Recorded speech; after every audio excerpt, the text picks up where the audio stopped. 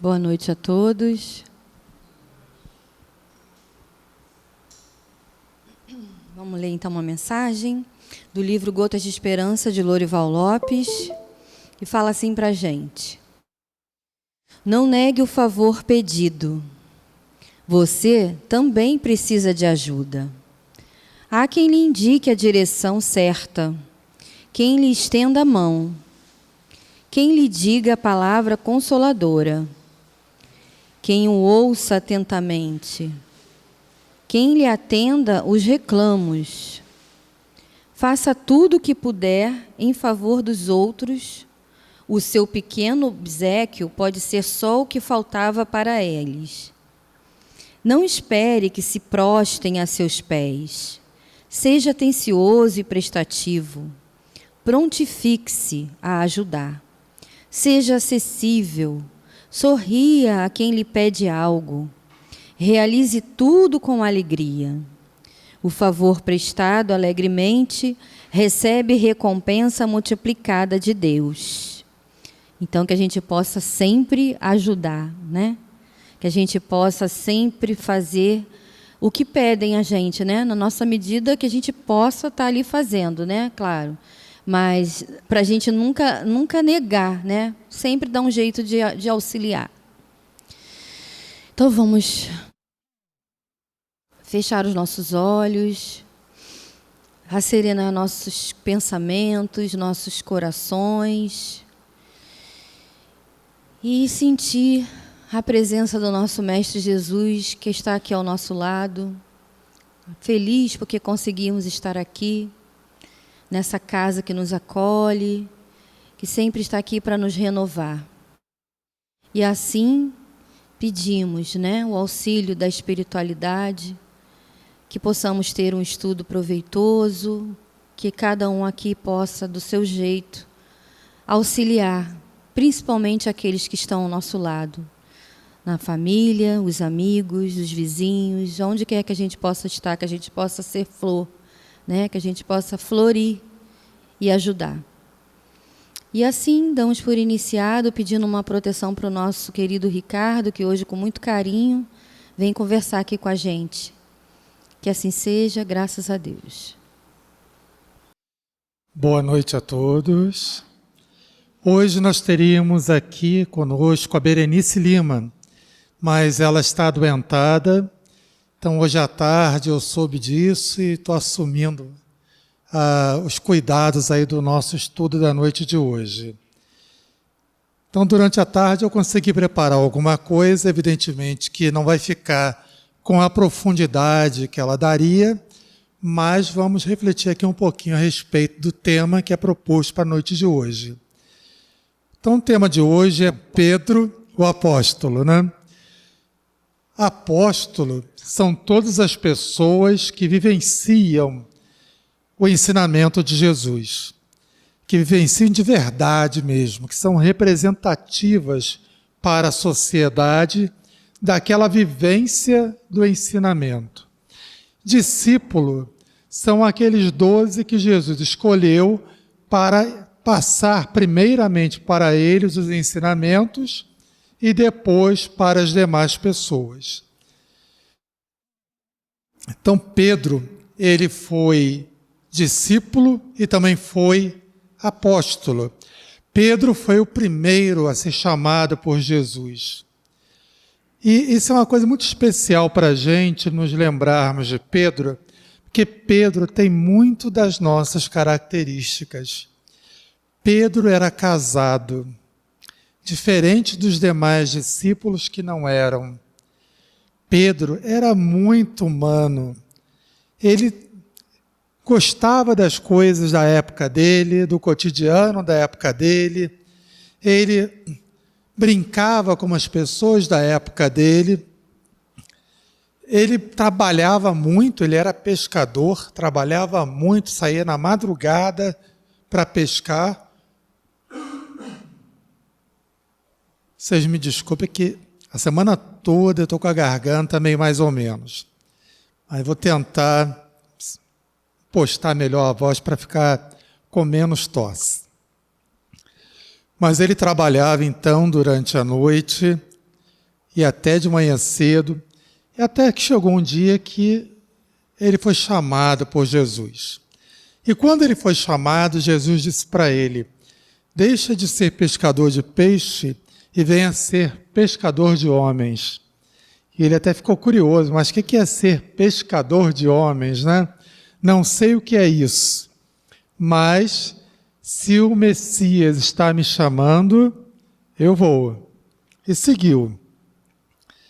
E na vivência dele e dos demais discípulos, aconteceu um episódio muito marcante para eles e para nós também. Um pai foi procurar Jesus e falou assim: mestre, eu lhe suplico, cure o meu filho. Ele é lunático. Muitas vezes ele se joga na água, muitas vezes ele se joga no fogo. Eu trouxe meu filho para seus discípulos curar, mas eles não puderam. E Jesus então vira assim, para a multidão e para os discípulos, diz assim: raça incrédula, até quando eu estarei convosco? E Jesus então curou o menino. Depois, em particular, os discípulos perguntaram para Jesus: mas por que nós não conseguimos curar aquele menino? E a resposta de Jesus então foi: por causa da vossa incredulidade. Se tivesseis a fé do tamanho de um grão de mostarda e dissesses para essa montanha: saia daqui e vá para lá, tudo aconteceria segundo a tua ordem. Então, eles acharam tudo aquilo praticamente impossível. Mas Jesus, já sabendo o que eles pensavam, concluiu dizendo: nada vos seria impossível. Ora, eles já estavam convivendo com Jesus, os discípulos, e ainda assim não conseguiram realizar uma determinada tarefa. E Jesus diz que eles não conseguiram por causa da incredulidade, ou seja, por causa da falta de fé.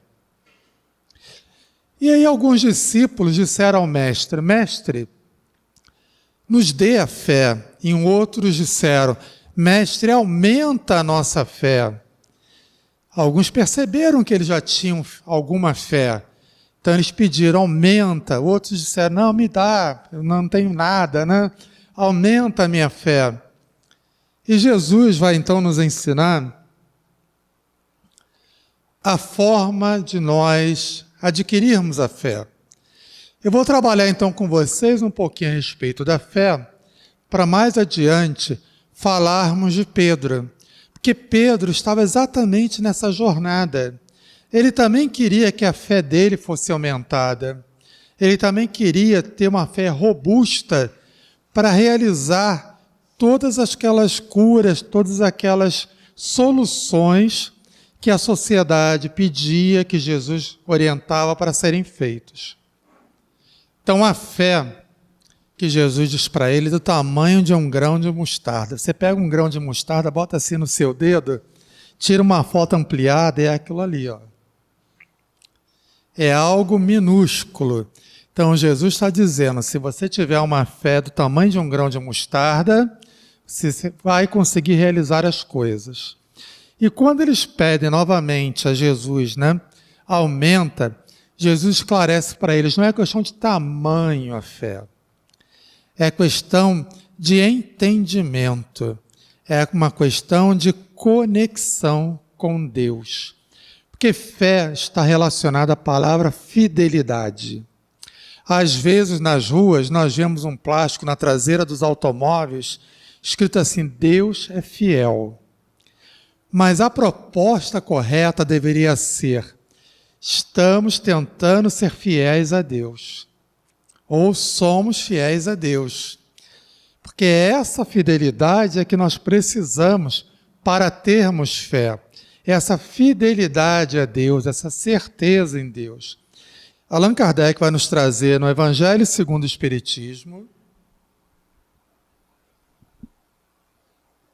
no capítulo 19, intitulado A Fé Transporta a Montanha, várias reflexões a respeito da fé, e eu vou apresentar de uma maneira sumarizada aqui essas reflexões. Em primeiro lugar, vamos conversar um pouquinho. O que é fé? Então, já dei uma dica para vocês que fé é a fidelidade a Deus, mas como é que a gente traduz isso para a nossa vida? O que é a fé? Ouvindo vocês, eu vou dizer, a fé é o silêncio. Não é bem o silêncio, tem mais um pouquinho. Vocês lembram dessa cena aqui? Quem reconhece essa cena? Alguém reconhece essa cena? Todos os filmes que falam de Jesus mostram essa cena. É a mulher chamada mulher hemorroíça. Ela tinha uma doença que sangrava sem parar. Uma menstruação que não acabava nunca, vamos dizer assim. Já estava assim há 10 anos. Já tinha tentado várias sugestões de curas, várias bebidas, tudo que ofereciam, né, todo aquele curandeirismo da época, ela já havia tentado e não se curava. E por isso ela era tida como uma pessoa imunda. E por ser uma pessoa imunda, ela não poderia ter contato com as outras pessoas tidas como sãs. Ela também não podia morar nas cidades das pessoas. Os imundos eram colocados à parte, rejeitados, viviam num vale chamado Vale dos Imundos. Não podiam ter acesso às cidades. E ela, tendo visto Jesus, tendo ouvido Jesus, ela desenvolveu dentro dela uma certeza enorme de que se ela tocasse na pontinha da roupa de Jesus, na bainha da roupa, na franjinha da roupa, ela seria curada. Então Jesus ia passando no meio de uma multidão, com seus discípulos servindo de guarda-costas dele, todo mundo apertando ali, todo mundo querendo tocar em Jesus, toca daqui, amassa dali, até que ela conseguiu o que ela queria. Ela tocou na borda da roupa de Jesus. Naquele mesmo instante, Jesus parou e perguntou: quem tocou em mim? Aí as pessoas ficaram olhando, né? E Jesus volta a perguntar: quem tocou em mim? E Pedro então fala assim para ele: mestre, como assim? Você está andando aqui no meio da multidão, é igual o trem da Central na hora do rush, né? Aquela coladinha assim, né? Todo mundo te apertando, todo mundo te tocando, e você pergunta quem te tocou. E Jesus responde dizendo: eu senti sair poder de mim. Quem me tocou? E ela se apresentou dizendo: fui eu, Senhor. Aí Jesus falou assim: bem-aventuradas é tu. Pela tua fé, você ficou curada. Foi a fé dela que fez o poder sair de Jesus e a curar. Todas as demais curas, as pessoas pediam a Jesus a cura. E Jesus então impunha as mãos, falava, fazia alguma coisa e a pessoa ficava curada. Ela não disse uma palavra a Jesus. Ela tocou na certeza de que seria curada. Então a fé é a confiança que se tem na realização de uma coisa, a certeza de atingir determinado fim. E isso está aqui no Evangelho, nesse capítulo 19 que eu falei para vocês. E no livro Consolador diz assim: é a luminosa certeza em Deus. Porque todas as coisas boas que nós temos, tudo que existe de saúde, tudo que existe de vida, tudo que existe de renovação, vem de Deus. Os espíritos superiores são agentes de Deus, são trabalhadores de Deus que conquistaram por si mesmos uma evolução espiritual que faz com que eles saibam também fazer muitas coisas. São co-criadores. Mas a criação original, o poder original, só tem em Deus. Então, tudo que existe de bom vem de Deus. É a luminosa certeza em Deus. Quando nós temos essa luminosa certeza, ou seja, luminoso, é claro, não há dúvida, então nós conseguimos realizar o que ela realizou.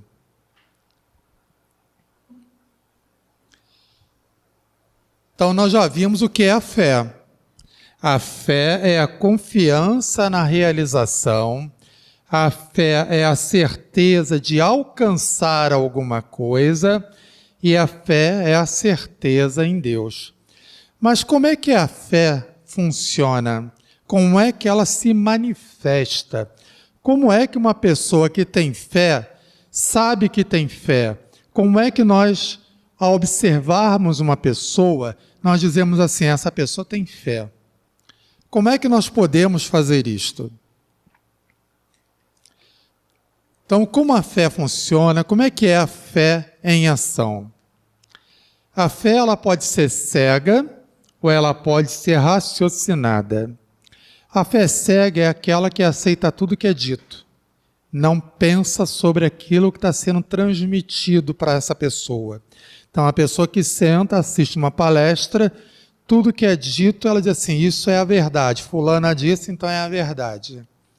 Ela não questiona se aquilo faz sentido, se aquilo está coerente com os valores que ela já aprendeu. Olha, pode parecer uma coisa estranha, mas há muitos seguidores de líderes malucos, porque os seguidores não estão pensando, estão dentro desse contexto da fé cega que gera o fanatismo. E a fé que nós trazemos, né, com a doutrina espírita é a fé raciocinada, é a fé que traz lucidez, é a fé que você pode questionar e deve questionar, que você deve ouvir alguma coisa e perguntar assim, está fazendo sentido? Está de acordo com o que Allan Kardec nos trouxe? Está de acordo com o que minha inteligência diz que é razoável? Então essa é a fé raciocinada. A fé pode ser ativa, e a fé ativa vai gerar obras, vai criar obras, ou uma fé inoperante, não cria nada. Eu acredito em Deus e não faço mais nada além disso. Eu vou na casa espírita, entro e saio das reuniões e não faço mais nada. Nada muda na minha vida, eu não ajudo ninguém, eu não digo nenhuma palavra boa para ninguém. Morre aí tudo que eu aprendi. Eu vou numa outra denominação religiosa qualquer, eu entro e saio e não pratico. Essa é a fé inoperante. Esta também não é a fé que a doutrina espírita está ensinando. A fé que a doutrina espírita ensina é a fé ativa. Precisamos produzir a partir dessa fé. E aí nós vamos encontrar também, nesse capítulo 19, dizendo assim, ó, fé inabalável é aquela que pode encarar frente a frente a razão em todas as épocas da humanidade. Kardec também colocou essa frase bem no início do Evangelho segundo o Espiritismo. Logo debaixo do título, Evangelho segundo o Espiritismo, está essa frase. Fé inabalável, aquela que não vai que tem tanta segurança que não nos abalamos com nada, é aquela que pode encarar frente a frente a razão, a ciência, o questionamento, né? Em todas as épocas da humanidade, continuarmos com a fé. Então, se alguém disser para vocês, o Cristo está aqui, o Cristo está ali, está fazendo milagres, né? Coisas doidas lá, você pode até lá olhar. E se você realmente usar a sua razão, seu crivo, ele tem que passar essa pessoa no crivo da sua razão, comparando com o que Jesus foi. Se alguma coisa fugir, não é Jesus. Se algum detalhezinho for de agressividade, for de prejuízo ao próximo, não é Jesus. Então, isso é usar a razão. Bom, nós já vimos então o que é a fé, já vimos como é que ela funciona, como é que é a fé em ação. Vamos ficar então com a raciocinada e com a fé ativa. E quais são os benefícios dessa fé raciocinada, dessa fé ativa? É a calma, é a lucidez, é a segurança, é a paciência, é a perseverança. É a calma. É aquele momento em que alguma coisa está te estressando e às vezes é um parente que não para de te estressar ou é um vizinho que bota uma música nas alturas e está te estressando e você consegue manter a calma porque você está ignorando, tampou o ouvido ou porque você pirou a cabeça, não. Mas porque você sabe que tudo é transitório. Você sabe que Deus é capaz de mudar todas as coisas. Eu tinha um vizinho, eu morei numa vila uma ocasião, e eu tinha uma vizinha, uma pessoa ótima, maravilhosa, e nós tínhamos um ótimo relacionamento. O filho dessa vizinha se separou e voltou para dentro da casa da mãe. E ao voltar para dentro da casa da mãe, ele começou a botar umas músicas nas alturas, que os vidros da minha casa ficaram vibrando lá com a música que ele colocava. Aí eu fui lá, bati na porta dele lá, pedi se ele poderia abaixar, porque estava realmente sendo muito incômodo aquilo. E ele me xingou vários palavrões. A mãe dele ficou horrorizada com aquilo. Aí eu pensei comigo, bom, não está na hora de resolver isso, porque nesse tom, o que eu faço? Brigar, eu não vou brigar. Chamar a polícia, eu vou prejudicar a mãe dele. Então tem que encontrar uma solução.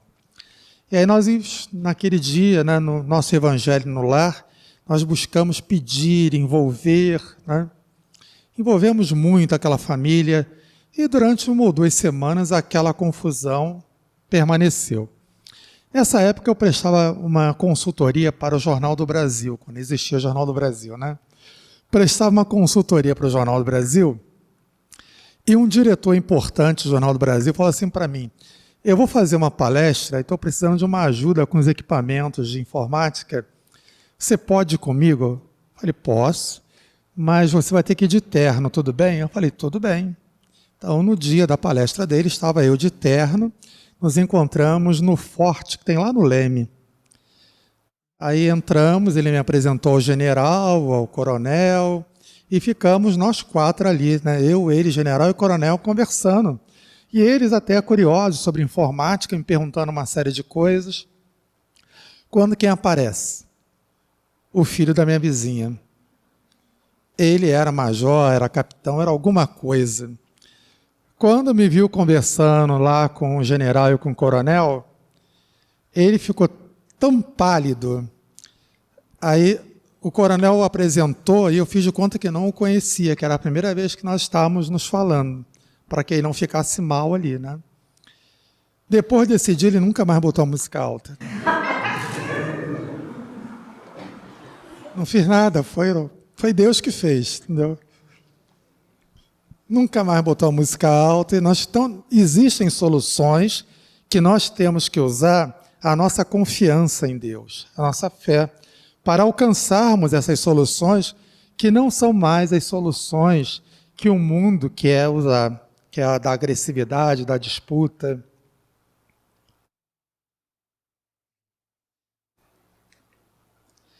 A fé robusta dá perseverança, a energia e os recursos que fazem se vençam os obstáculos. Então, a fé robusta dá perseverança, dá também os recursos para nós vencermos os obstáculos. E aí, quando nós, de repente, fomos acometidos de uma doença, levados para um hospital, ao invés de entrar em pânico, fé, pensamento em Deus, certeza que o melhor acontecerá. Sempre. Sempre o que vai acontecer é o melhor. Porque Deus não quer o nosso mal. Tudo que Deus nos manda é para o nosso benefício. Mesmo quando a gente não compreende. Como adquirir a fé, afinal de contas? Como chegar a esta condição de fé inabalável? Então, nós vamos encontrar no Evangelho várias dicas, várias frases que vão nos dizer assim, ó, a fé se adquire, então isso é uma informação bem importante, a fé se adquire e ninguém está impedido de possuí-la, mesmo os mais refratários, mesmo aquelas pessoas que dizem assim, Deus me abandonou, eu nunca vou conseguir, eu não acredito, eu não consigo. Consegue. É só querer. Falamos das verdades espirituais básicas. Então, ninguém está impedido de possuir a fé. De que maneira eu consigo possuir a fé? Entendendo essas verdades espirituais básicas. É ter fé nos princípios fundamentais que toda a gente pode aceitar e aceitará. Fé na existência de Deus. Por mais que o mundo pareça desgovernado a nossos olhos, não está. Tem Deus.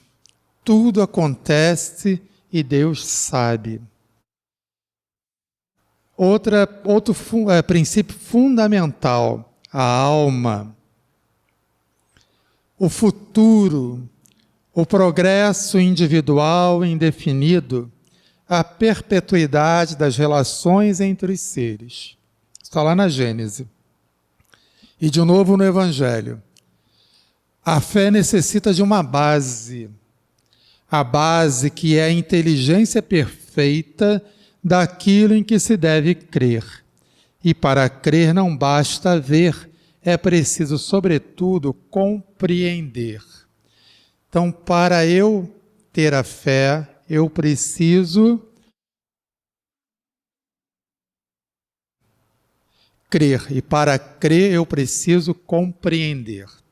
Vamos agora destrinchar um pouquinho isso. E nós vamos ver que Pedro fez exatamente esse percurso todo aí que nós estamos passando aqui. Pedro começou cheio de dúvidas, não entendendo o que Jesus dizia por pescador de almas, de homens, de almas.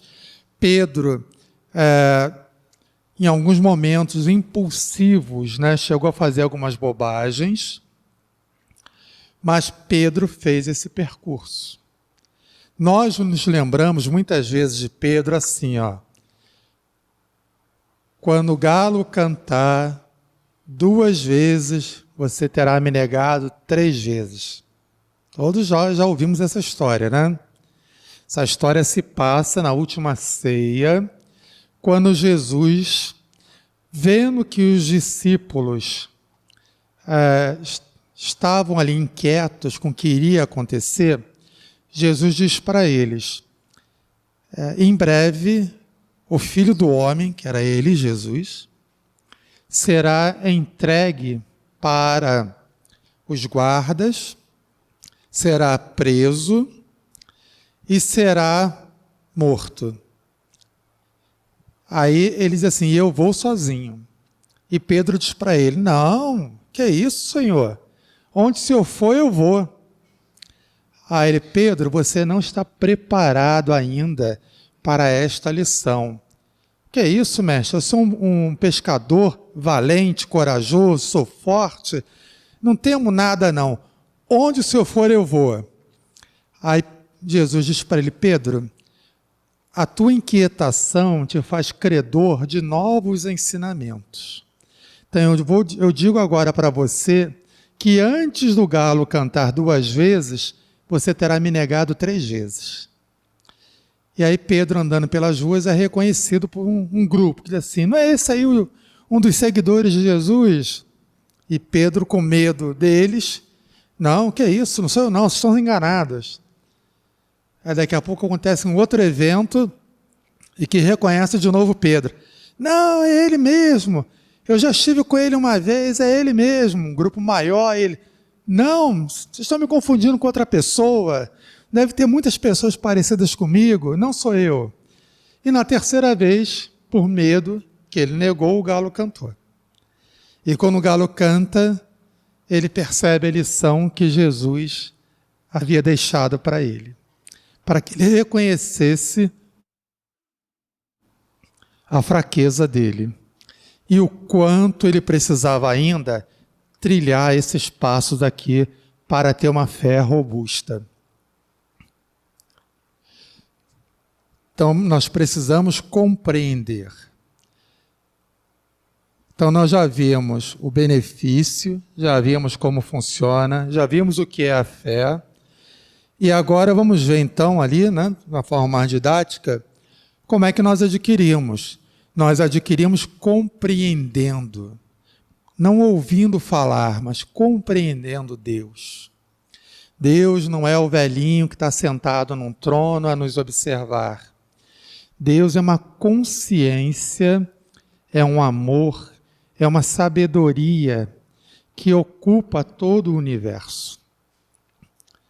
E por mais que a gente ache incrível como é que Deus consegue lidar com todas as pessoas, Deus consegue lidar com todas as pessoas do nosso planeta, com todos os animais, com todas as plantas, com todas as coisas que estão no nosso planeta e com tudo que está no universo. Deus é capaz disso tudo. Deus é puro amor. Deus não criou o universo e as pessoas para fazer ninguém sofrer. A alma, o que é a alma? A alma é o espírito quando está encarnado. E o que é o espírito? Somos nós. Nós somos espíritos que estamos utilizando uma roupagem chamada corpo. E por que estamos aqui presos ao corpo? Enquanto estamos vivendo essa experiência, damos o nome de alma. Porque a alma, ela não tem a mesma liberdade, né, que o espírito tem. Quando nós dormimos, nós podemos nos separar parcialmente do corpo. Continuamos ainda ligados ao corpo por um cordão, mas podemos ir a alguns lugares no plano espiritual. Podemos ir a palestras, podemos ir a estudos, podemos trabalhar, podemos visitar pessoas. Continuamos ligados por esse cordão e não temos a mesma lucidez que o espírito livre tem, não temos a mesma facilidade de locomoção que o espírito livre tem, não temos o mesmo entendimento que o espírito livre tem. Por isso é denominado alma. Marcar esse estágio diferente de espírito livre. Então, nós somos alma. E um dado extremamente importante ligado a essa informação, alma, espírito, é a imortalidade. Somos imortais. A única coisa que morre é o corpo. A única coisa que fica estragada é a vestimenta. Qualquer roupa nossa estraga. Por mais que você guarde bem aquela roupa, um dia a traça vai lá e rói a sua roupa. Um dia a máquina de lavar, sem querer, esgarça a sua roupa ou faz um rasgo nela. Estraga. O corpo se deteriora, o corpo vai ficando velhinho, vai ficando sem as mesmas funções de quando era jovem. Até que um momento ele para de funcionar. E nós deixamos o corpo como deixamos a roupa. E continuamos a ser nós mesmos. Com a mesma consciência, com os mesmos sentimentos. Não mudamos bruscamente. O futuro.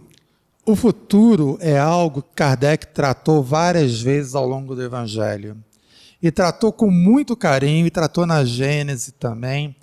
Kardec fala assim para a gente, a ideia clara e precisa que nós fizermos do futuro nos dá uma fé inabalável. A ideia clara e precisa. Como é que eu vou ter uma ideia clara do futuro? Lendo os livros da doutrina espírita. Os espíritos vieram nos trazer a sua experiência. Vieram nos dizer como é que é o lado de lá, né? Entre aspas, né? Porque é o mesmo lado o tempo todo, né? como é que está sem a roupagem do corpo? O que é que eles fazem, o que é que eles podem fazer, onde eles podem ir, o que é que nos aguarda, o que é que nos espera. Eles já nos disseram isso várias vezes. Nas obras básicas, nós temos o livro Céu e Inferno. Através da mediunidade Chico Xavier, temos vários livros, lá do Divaldo, enfim, da dona Ivone Pereira, temos vários livros nos relatando a respeito do futuro. O progresso individual é indefinido. É indefinido porque não tem fim, depende de nós o progresso. Deus é infinito. Então, nós temos sempre que aprender, e progredir, porque a gente vai aprendendo com Ele. Relações entre os seres é uma coisa que existe e existirá sempre, né? Porque desencarnou que deixou de ter os relacionamentos.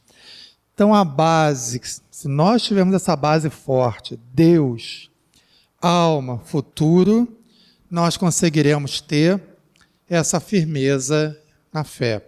E foi exatamente isso que Pedro, mais do que talvez os outros discípulos, conseguiu mais rápido.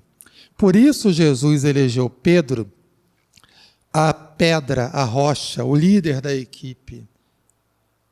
Porque ele havia conseguido compreender isso mais rapidamente.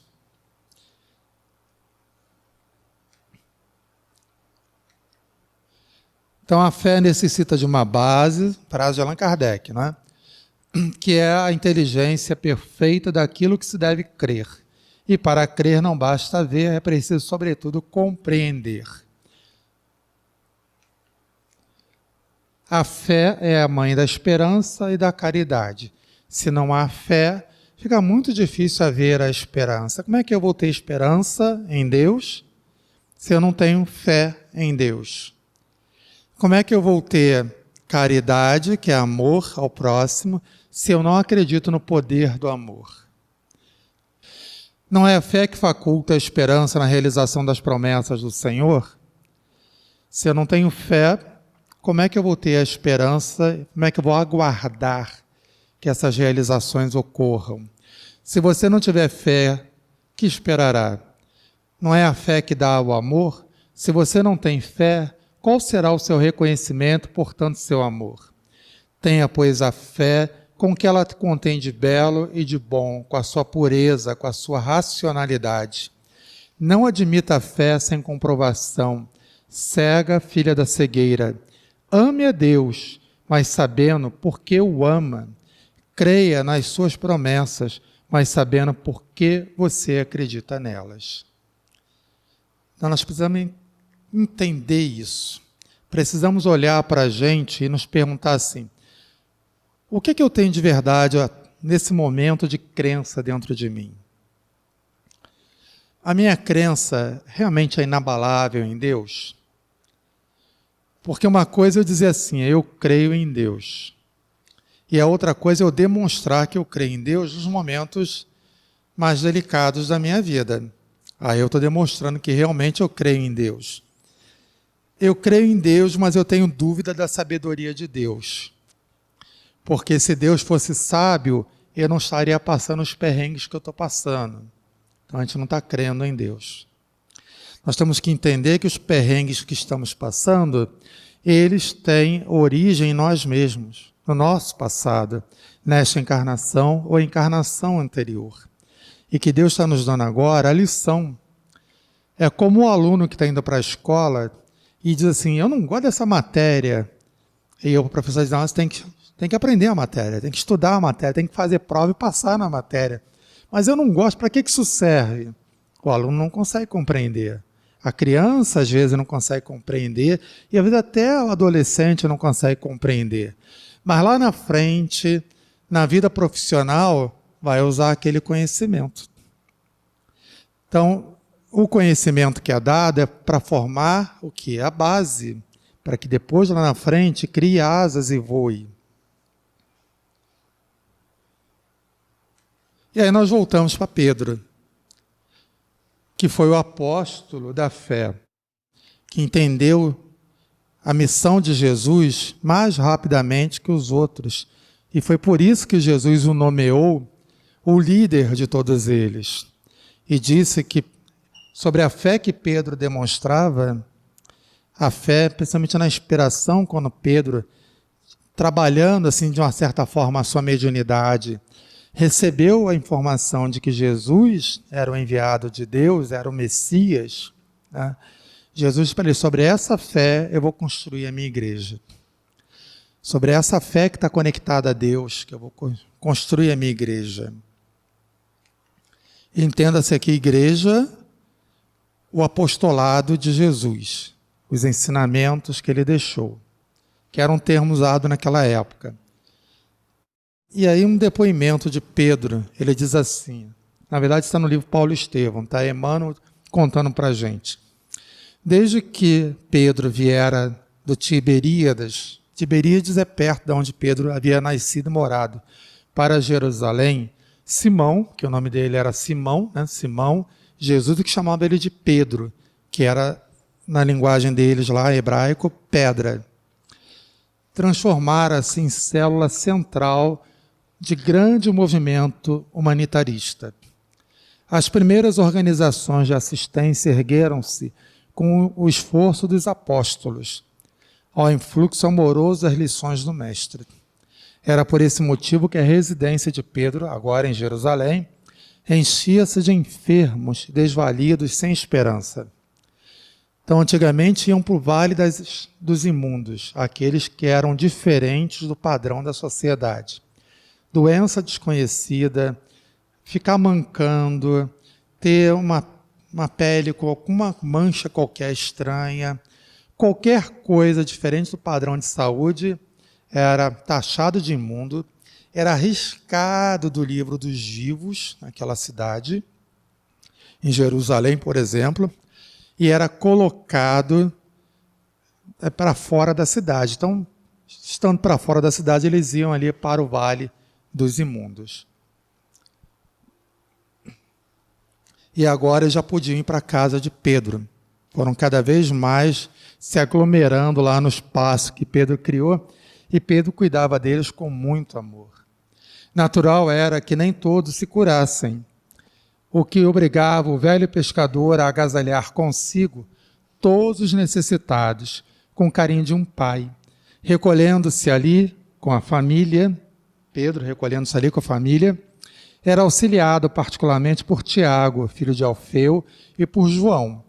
Mas em breve Filipe e suas filhas instalavam-se igualmente em Jerusalém, cooperando no grande esforço fraternal. É preciso morrer para o mundo para que o Cristo viva em nós. É preciso reconhecer as ilusões do mundo. É preciso abrir mão dessas ilusões.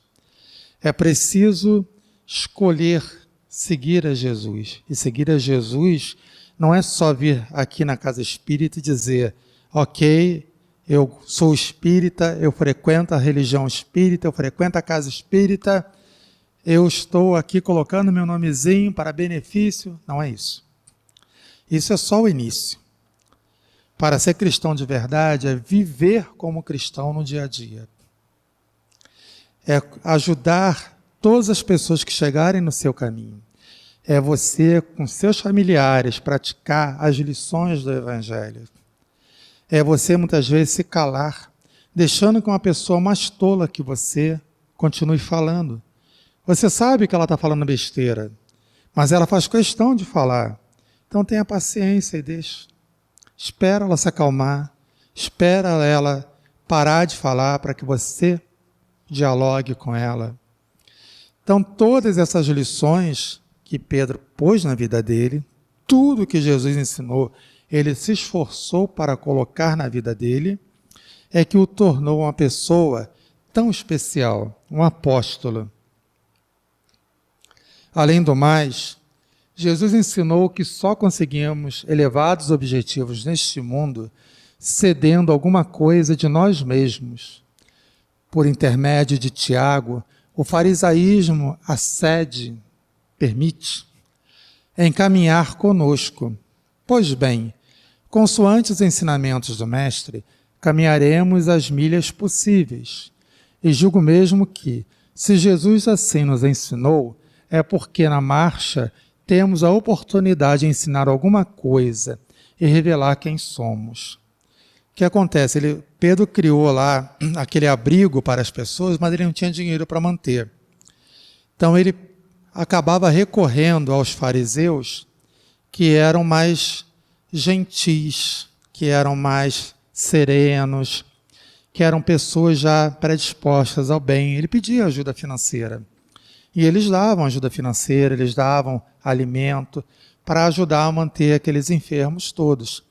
Com isso, eles tiveram que manter um relacionamento com os fariseus. E quem fazia essa ponte era Tiago.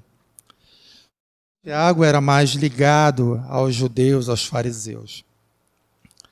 E Pedro lembrou do ensinamento de Jesus. Se Jesus disse que você precisa andar com alguém, se Jesus disse que aquela pessoa que está na sua família é para você continuar com ela, é porque você pode aprender com ela e você pode ensinar para ela alguma coisa.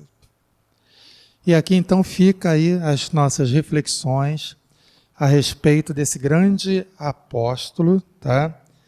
Pedro, né, o grande apóstolo do cristianismo.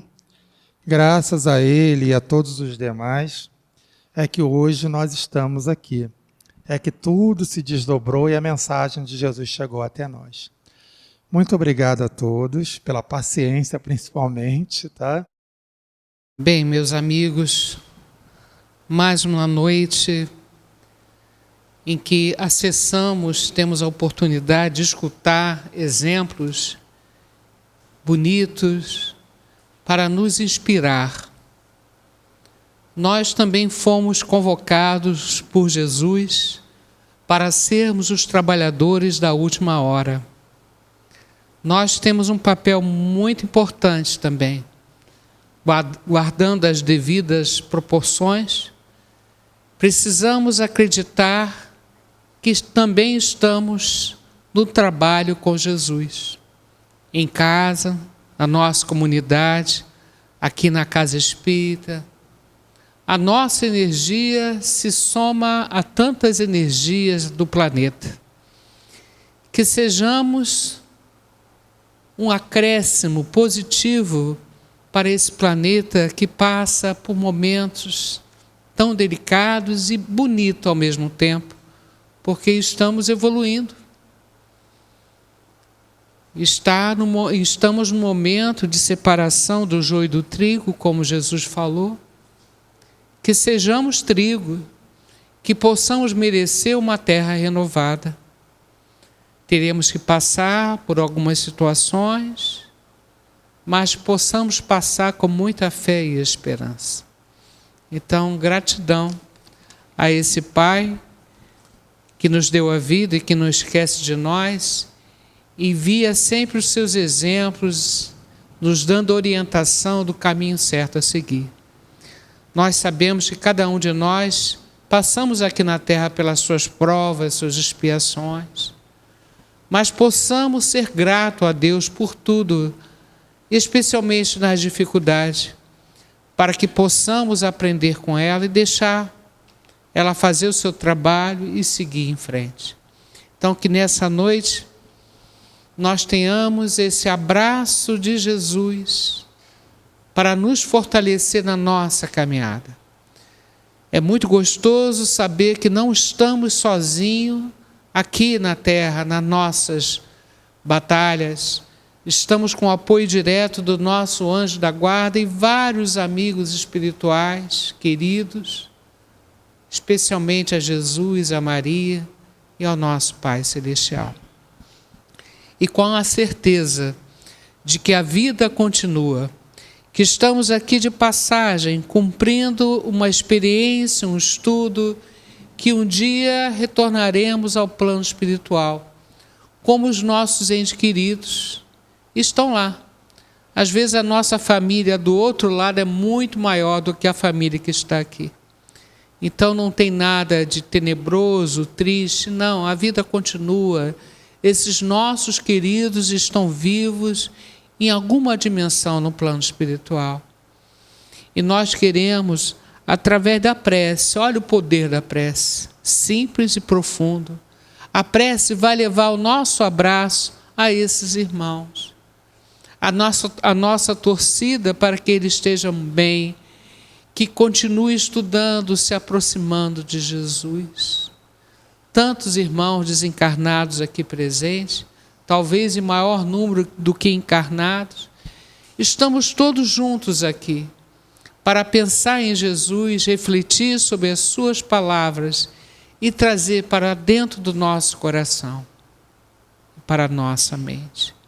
Então queremos pedir por todos os nomes que nós colocamos na caixinha de prece, todos os nomes que estão no nosso coração, na nossa mente, pelas nossas companhias espirituais, por todos esses irmãos desencarnados aqui, por aqueles que desencarnaram, né, no Rio Grande do Sul, por aqueles que estão ainda desencarnando na faixa de Gaza, em Israel.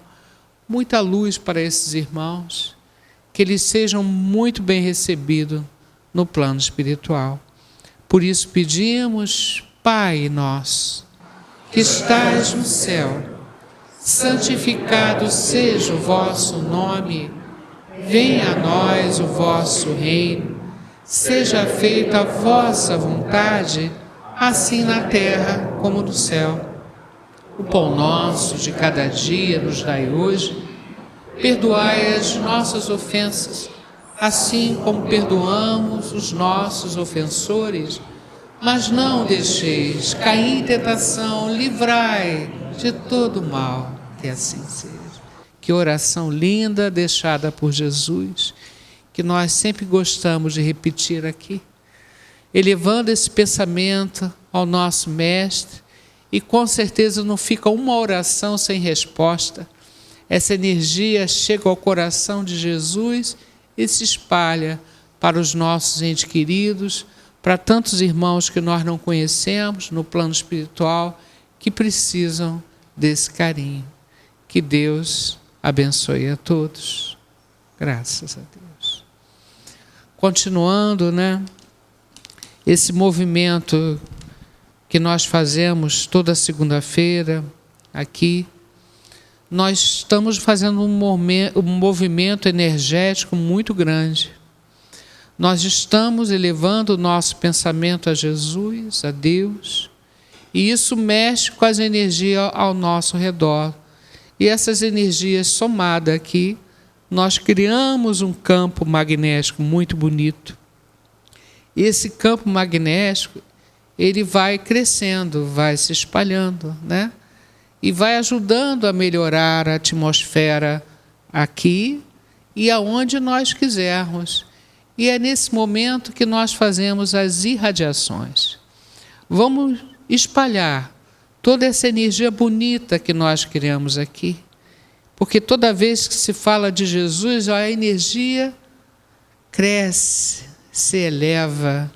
Então nós queremos dividir toda essa energia, as irradiações, para aqueles endereços e nomes que nós colocamos na caixinha de radiação. Nós temos uma equipe responsável, várias equipes, por cada caixinha daquela. E com certeza esses lares receberão essa energia bonita daqui e a presença de Jesus tocando os corações.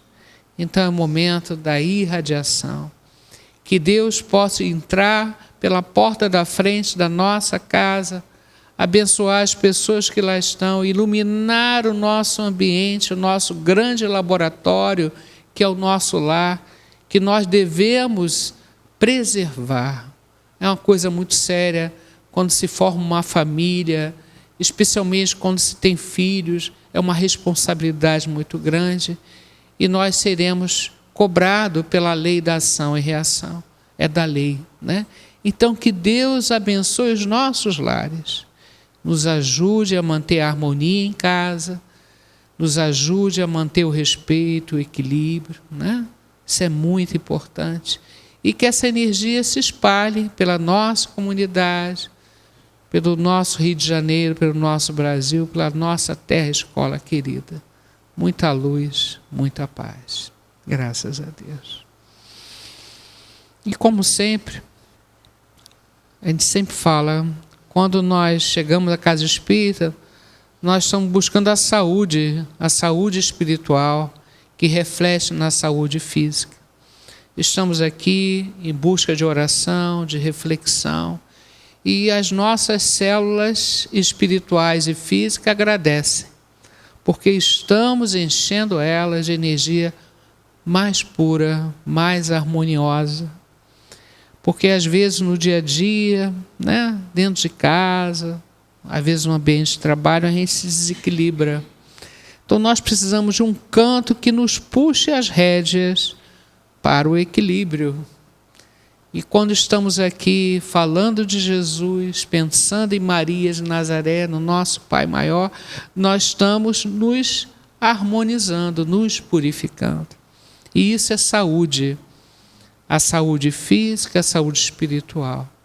Então vamos nesse momento pedir também à equipe de Bezerra de Menezes, a esses amigos no plano espiritual, a esse grupo de médicos que nós temos nesta casa e tantos auxiliares, para nos ajudar, porque sabemos da nossa condição ainda inferior, sabemos da nossa limitação e sabemos que de vez em quando nós perdemos aquilo que tanto queremos, que é o nosso equilíbrio, a nossa serenidade.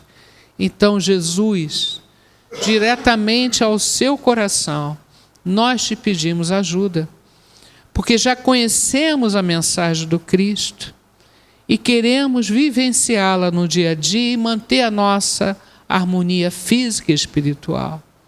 Então queremos pedir pela nossa saúde, por todos os nomes e endereços que nós colocamos na caixinha de visita médica, especialmente lembrando da nossa irmã Ilka Mercedes, que mora na Rua Cruz de Souza, frequenta a casa, deve estar em ligação aqui, que ela seja abençoada, que ela supere. Eu quero pedir também pela trabalhadora da casa, a nossa irmã Débora, que mora na Rua Dias da Cruz, muita luz para ela, muita ajuda, que os caminhos se abram para ela também, né? E pelas águas do ambiente sejam fluidificadas, né? Cada corpo aqui, cada coração receba nesse momento essa assistência do nosso Pai Maior. Vamos, Jesus, passear na minha vida. Quero voltar aos lugares em que eu estive só. Quero voltar lá contigo, vendo que estavas comigo. Quero sentir teu amor a me embalar. Cura, Senhor, onde dói. O Cristo sabe aonde está doendo na nossa alma. E Ele vem hoje aqui para nos libertar, nos ajudar a despertar para o caminho melhor. Cura, Jesus. Senhor, onde dói. Cura, Senhor, vem aqui. Cura, Senhor, onde eu não posso ir. Eu quero pedir a espiritualidade da casa, pela nossa irmã Berenice Lima, ela está com uma virose, e também o Wander Samuel Júlio Augusto. A Berenice iria fazer o trabalho de hoje, ela não veio por causa dessa virose. Então, é uma irmã muito querida, que ela receba essa energia bonita dessa casa, que ela possa se recuperar. E também uma criança de 4 anos, do Imadem, abrigo onde Berenice trabalha, ela foi picada por uma cobra jararaca e está sob observação. Não tem o nome dela aqui, mas a espiritualidade com certeza vai estar ao lado dela, que ela possa se recuperar rapidamente. Então, muito carinho esse pedido ao plano espiritual, né? Muito carinho, com muito amor. Como sempre, pedimos pelos irmãos que estão na rua, irmãos que estão nos hospitais, asilos, orfanatos, prisões. Onde houver um irmão necessitado de carinho, Deus vai estar do lado dele, aliviando e protegendo. Graças a Deus. Pai amado, estamos chegando ao final da segunda parte do nosso trabalho com muita gratidão. Gratidão sempre por tudo, né? Que Deus possa nos ajudar, porque se viemos à casa espírita é porque estamos querendo melhorar, estamos querendo nos aproximar de Jesus.